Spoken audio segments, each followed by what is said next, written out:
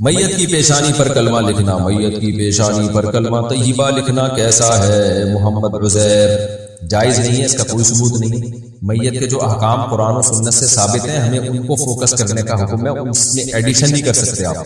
تو اس لیے میت کو بس غسل دیا جائے، کفن دیا جائے اور جنازہ پڑھ کے اس کو دفن کر دیا جائے اور قبر پہ کھڑے ہو کر اس کے لیے دعائے مغفرت کی جائے اور واپس آ جائے، اور جو پھر زندگی پڑی آپ کے لیے، آپ کے پاس، اس کے لیے سال ثواب کے لیے، دعاؤں کے لیے۔ کیا خودکشی کی موت مقدر ہے؟ کیا یہ بات صحیح ہے کہ خودکشی کی موت ہی مقدر کی موت ہے؟ محبوب پاشا انڈیا سے۔ جی بالکل صحیح ہے، ہر چیز مقدر میں۔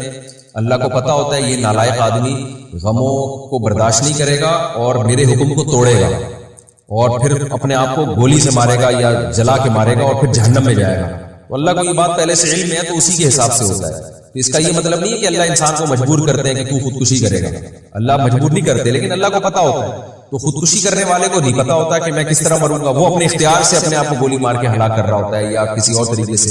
تو اگر وہ قیامت کے دن کہہ دے اللہ تعالیٰ سے کہ اللہ میری تو تقدیر میں لکھا ہوا تھا خودکشی سے مروں گا، تو مجھے جہنم میں کیوں ڈال رہا ہے؟ تو اللہ کہے گا یہ تو مجھے پتا تھا، تیری تقدیر میں لکھا ہے، تجھے تھوڑی پتا تھا، تو نے تو اپنے اختیار سے ایک کام کیا۔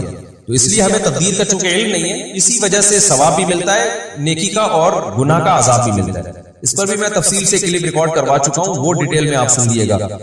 اس طرح لکھے نا، جب ہم تقدیر میں جب ہر چیز پہلے سے لکھی ہوئی ہے تو ہمیں گناہ کیوں ملتا ہے؟ اس طرح کوئی لفظ سرچ کریں گے میرے نام کے ساتھ تو وہ آ جائے گا، وہ ذرا مدلل کلپ ہے۔ والد کی قبر پر سلام کہنا، قبرستان میں اپنے والد کی قبر پر سلام کرنا کیسا ہے؟ علی صاحب کراچی سے۔ دیکھیں ہمیں نبی صلی اللہ علیہ وسلم کی صحیح حدیث سے پتہ چلتا ہے کہ جب قبرستان جاؤ تو السلام علیکم یا اہل القبور، تو ہول سیل کے حساب سے نا سارے قبرستان کے مردوں کو ہمیں سلام کا حکم ملتا ہے۔ تو اسی پر ہمیں اکتفا کرنا چاہیے، الگ سے قبر پہ جا کے میت کو سلام کرنے کا میرے علم میں کوئی روایت ہے نہیں۔ تو ہم کیوں ایسا کام کریں جو جس میں بدعت کا شائبہ بھی ہو سکتا ہے کچھ لوگ اس میں دلائل دیں کہ نہیں اس میں حرج کیا ہے کہ جب الگ سے ہول سیل کے حساب سے سارے مردوں کو سلام ہو سکتا ہے تو اسپیسیفک کسی قبر والے کو بھی سلام ہو سکتا ہے۔ دیکھیں اسپیسیفک سلام نبی صلی اللہ علیہ وسلم کے لیے تو ثابت ہے، اور اسی طرح حضرت ابو بکر عمر جو آپ صلی اللہ علیہ وسلم کے پیرو ہیں ان سے اجماع سے ثابت ہے کہ ان کو بھی سلام کیا جائے گا۔ باقی قبر پہ اپنے والدہ یا والد کی قبر پہ جا کے اسپیسیفک ان کو خطاب کر کے سلام کرنا، تو میں نہیں کہہ رہا کہ یہ بدعت عمل ہے لیکن ثابت بھی نہیں۔ تو اس لیے بہتر یہی ہے کہ اس بارے میں نا جتنا حدیث میں ہے بس اسی پر اکتفا کیا جائے، یہ طریقہ اسلم ہے، یہ محفوظ طریقہ ہے۔ تو آپ جب قبرستان جائیں تو سب کی نیت کر کے سب کو السلام علیکم یا اہل القبور کہہ دیا کریں، بس اتنا۔ قرآن پڑھنے کی حقیقت، جنازے کے سامنے جو لوگ قرآن پڑھتے ہیں یا سورہ یاسین پڑھتے ہیں، کیا یہ عمل حدیث سے ثابت ہے یا بدعت ہے؟ عبدالصمد صاحب نے انڈیا سے۔ جنازے کے سامنے اسپیشل جنازے کی وجہ سے قرآن پڑھ سورہ یاسین، میرے علم میں ایسے تو، اور جب تک جنازے کو نہلایا نہ گیا ہو تو اس کے سامنے تلاوت کرنے کو فقہاء نے غلط لیا۔ تو جب تک جنازے کو نہلایا نہ جائے تو پھر نہلانے کے بعد آپ اس کے سامنے قرآن پڑھ سکتے ہیں، لیکن وہ سنت عمل نہیں۔ ہوتا یہ ہے کہ جب جنازے کو نہلا کے لایا جاتا ہے، گھر میں رکھا جاتا ہے، تو جب تک یعنی نماز جنازہ کے لیے لوگ جمع نہیں ہوتے، میت کو گھر میں رکھا جاتا ہے، تو اس دوران علماء یہ کہتے ہیں کہ اس کے پاس بیٹھ کے قرآن کی تلاوت کریں۔ وہ اس لیے کہتے ہیں کہ ورنہ اگر تلاوت نہیں کریں گے تو ادھر ادھر کی فضول باتیں کرنا شروع کر دیں گے، غیبتیں بھی شروع کر دیتے ہیں۔ اب جنازہ رکھا ہوا ہے تو بہتر ہے نا کہ اللہ کو یاد کیا جائے، اللہ کا ذکر کیا جائے، آخرت کی یاد کو تازہ کیا جائے۔ تو علماء اس لیے کہتے ہیں کہ وہاں بیٹھ کے قرآن پڑھ لو یا سورہ اخلاص پڑھ لو، سورہ یاسین پڑھ لو، کوئی بھی سورت پڑھ لو، تاکہ آپ فضول چیزوں میں اپنا ٹائم برباد نہ کریں، اس وجہ سے کہا جائے۔ اور اس میں پھر جنازے کی میت کے ایصال ثواب کی نیت بھی کی جا سکتی ہے، کیونکہ اس میں بہرحال فقہاء کا اختلاف ہے کہ میت کے لیے قرآن پڑھنا جائز ہے یا نہیں ہے۔ اور صدقے کے بارے میں تو ہمیں حدیث ملتی ہے کہ آپ صلی اللہ علیہ وسلم سے صحابی نے پوچھا فَأَتَصَدَّقُ عَنْهَا، میری ماں کا انتقال ہو گیا میں صدقہ کروں؟ آپ نے فرمایا ہاں۔ تو جمہور علماء نے اس سے استدلال کیا کہ جب صدقہ بھی ایک نیکی ہے تو وہ نیکی پہنچائی جا سکتی ہے میت کو، تو اس میں ایک علامت بیان کی ہے کہ کوئی بھی نیک عمل پہنچایا جا سکتا ہے، تو قرآن کی تلاوت بھی نیک عمل ہے۔ بعض فقہاء کہتے ہیں کہ نہیں، صدقہ تو جائز ہے کیونکہ حدیث میں صدقے کا ذکر ہے، تلاوت کا ذکر نہیں ہے، لہٰذا تلاوت جائز ہے۔ تو اختلاف رائے ہے اس بر صغیر میں، چونکہ فقہ حنفی کو فالو کیا جاتا ہے، اور میری رائے میں فقہ حنفی کی دلیل بہت مضبوط ہے، کیونکہ احادیث میں آپ صلی اللہ علیہ وسلم نے ہمیشہ اصول یہ رہا ہے کہ جزئیات، جزئیے کے ضمن میں کلیات سکھائے جاتے ہیں. جیسے قرآن میں آتا ہے نا لا تقل لہما اف، ماں باپ کو اف مت کرو، تو یہ ایک مثال ہے، مطلب یہ تکلیف نہ دو. اسی طرح جو حدیث میں آتا ہے صدقہ کر سکتے ہو میت کے لیے، تو ایک مثال ہے، مطلب یہ کہ کوئی بھی نیکی کی جا سکتی ہے. اور دوسری بات یہ کہ حنفیہ کا جو قول ہے نا اس میں ذرا وسعت زیادہ ہے، اللہ کی رحمت کو آپ پھیلا دیتے ہیں کہ بھئی اگر میت کے لیے تلاوت بھی جائز ہونے کا ہم فتویٰ دیں گے تو اس سے اس بہانے لوگ تلاوت کریں گے، ثواب حاصل کریں گے، اور اللہ سے امید ہے کہ اللہ اس میت کو ثواب پہنچائے گا، تو اچھا ہے نا، اللہ کی رحمت سے اچھی امیدیں لگائیں.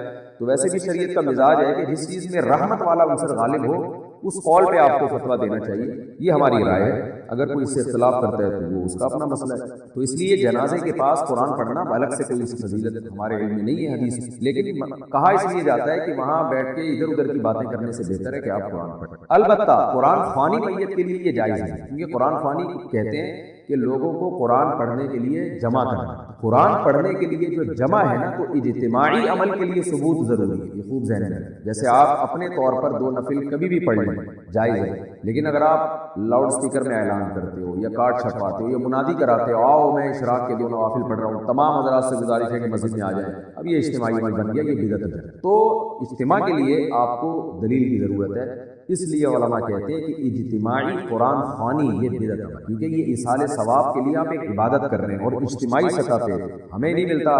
صحابہ کرام نے کہیں کسی نے کبھی اجتماع کیا ہو، حضرت ابو بکر کا انتقال ہوا کہیں نہیں ملتا کہ حضرت عمر نے تمبو لگایا ہو اور سب لوگوں کو جمع کر کے ان کی قرآن خوانی کی ہو. حضرت عمر کی شہادت ہوئی تو کہیں نہیں ملتا کہ حضرت عثمان نے ان کے لیے قرآن خوانی کی ہو. یہ ثابت نہیں ہے، اور اس پر علماء کے فتاوی موجود ہیں.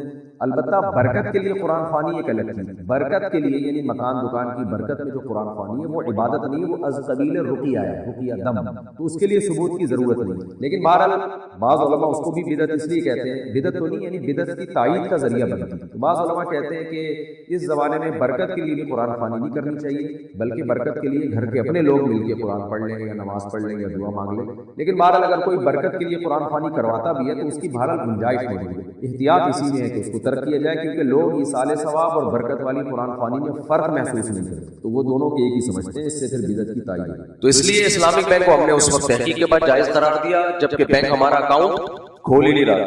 یہ بالکل ایسے ہی ہے جیسے درباری سرکاری لوگ ہمیں کہتے ہیں نا سرکار سے پیسے لیتے ہیں.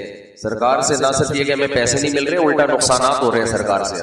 پھر بھی سرکار کا کوئی صحیح کام ہوگا اس کو صحیح کہہ دیتے ہیں، غلط کام کو غلط کہہ دیتے ہیں. تو ہر ایک میں یہ ظرف نہیں ہوتا، تو ان کو سمجھ میں نہیں آتا کہ ایسا کیسے ہو سکتا ہے. تو اب یہ ایک سوال پیدا ہوتا ہے اسلامک بینک میرا اکاؤنٹ کیوں نہیں کھول رہے تھے؟ سوال پیدا ہوتا ہے کہ نہیں ہوتا؟ تو اس لیے نہیں کھول رہے تھے کہ وہ دور تھا جب بڑی لڑائیاں چل رہی تھیں طالبان کی، ٹی ٹی پی کی، پاکستانی طالبان کی سوات میں بڑی لڑائیاں چل رہی تھی نا، آرمی کے ساتھ پھٹے ہوئے تھے.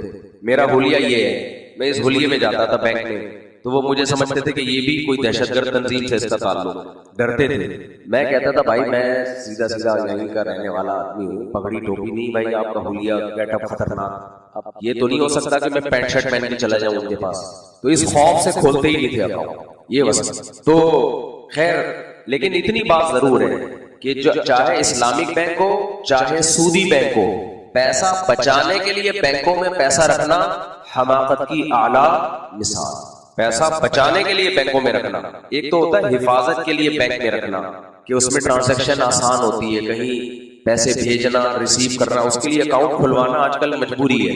تنخواہیں بھی جو آتی ہیں آج کل بینکوں میں ہی آتی ہیں، ریلائبل جتنے بھی ادارے ہیں ان میں ٹیکس کٹتا ہے، اس کے لیے اکاؤنٹ کھولنا ٹھیک ہے. لیکن اگر میرے بھائی اس نیت سے اکاؤنٹ کھولتے ہو یا اس میں پیسہ چھوڑتے ہو کہ سیونگ اکاؤنٹ ہے کل پیسہ اس میں بڑھ جائے گا، تو ابھی سے آپ کو حماقت کا ایوارڈ میری طرف سے گفٹ. سمجھ رہے ہو؟ کیونکہ پروفٹ کا جو مارجن ہے وہ اتنا تھوڑا ہوتا ہے سودی بینکوں میں اور اسلامی بینکوں میں، دونوں میں. اچھا ہو سکتا ہے کوئی بینک کے کوئی مینیجر صاحب میرا یہ بیان سن کے غصہ کر رہے ہوں، میں ان سے کہوں گا آپ نے بھی سیونگ اکاؤنٹ میں اپنے پیسے نہیں رکھوائے ہوں گے بچانے کے لیے، محفوظ کرنے کے لیے تو رکھوائے ہوں گے، پیسہ بچانے کے لیے بزنس کے پوائنٹ آف ویو سے آپ بھی نہیں رکھو گے. اس لیے آپ کو پتا ہے کہ مفتی صاحب صحیح کہہ رہے ہیں. بالکل سمجھ رہے ہو کہ نہیں سمجھ رہے ہیں؟ پروفٹ اتنا تھوڑا ملتا ہے، ایسا ترسا کے اس میں بھی ٹیکس کٹتا ہے. پھر وہ پروفٹ آئے گا آپ ایک دم تھوڑی سی خوش، تھوڑا سا تو کھچڑی انہوں نے کھلائی، اس میں سے جو ٹیکس کٹے گا وہ کھچڑی میں سے بھی جو بوٹیاں تھیں، جو پلاؤ میں سے جو بوٹیاں تھیں وہ بھی کھا گئے. سمجھتے ہو؟ تو اس لیے پیسہ سیو کرنے کے لیے تو اکاؤنٹ کھلوائے جائے تاکہ اس میں ٹرانزیکشن آسان ہو. کہیں بیرون ملک سفر کرنا ہوتا ہے تو بینک اسٹیٹمنٹ دیکھی جاتی ہے. ان سب چیزوں کے لیے ویلڈن بہترین. پیسہ کمانے کے لیے اگر آپ نے سیونگ اکاؤنٹ کھولا ہے، چاہے اسلامی ہو چاہے سودی ہو، تو اگر آپ کے کوئی رشتہ آئے نا، کوئی لڑکی آپ کے داماد آئے رشتہ لینے کے لیے، بننے والا داماد، تو اس سے پوچھ لیا کریں کہ تم نے بینک میں پیسے کیوں رکھوائے. اگر وہ جواب میں کہتے ہیں اس لیے رکھوائے میں پیسہ کماؤں گا، تو رشتے کا انکار کر دیا کریں. یہ بے وقوف آدمی آپ کے بچی کے مستقبل کو بھی تباہ کرے. اتنی بے وقوف والے کام کر رہا ہے، اس کا مطلب یہ بندہ ٹھیک نہیں. بس سوچنے کے لیے کھوپڑی بولو نہیں. بچائے کیسے جائے پیسے؟ میرا یہ ٹاپک نہیں ہے لیکن بیچ میں آ گیا تو میں بتا رہا ہوں. کسی بھی طریقے سے بچا لو بھائی. گولڈ خرید لو، کچھ نہیں سریا لے کے ڈال دو. وہ سریا بھی کافی مہنگا ہو جائے گا ایک سال میں. سمجھ رہے ہو؟ یہ سریا نہیں ہوتا، یہ لے کے کہیں ڈال دو.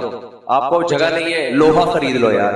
گھر میں ایک کمرے میں لوہا خرید کے ڈال دو، اگلے سال وہ بھی زیادہ پروفٹ دے جائے گا. بھوسی ٹکڑے خرید لو یار، ایک سال کے بعد وہ بھی پروفٹ دے کے جائیں گے. نہیں آئی سمجھ میں؟ بھوسی ٹکڑے خرید لو. تجربے ہو چکے ہیں، تجربے جن لوگوں نے کیے نا وہ روئے ہیں بیچارے. 5 سال کے لیے بینک میں پیسہ پاؤنڈ کر دیا، 5 سال کے بعد ڈبل ہو جائیں گے. جب ملے تو وہ ایسا روئے.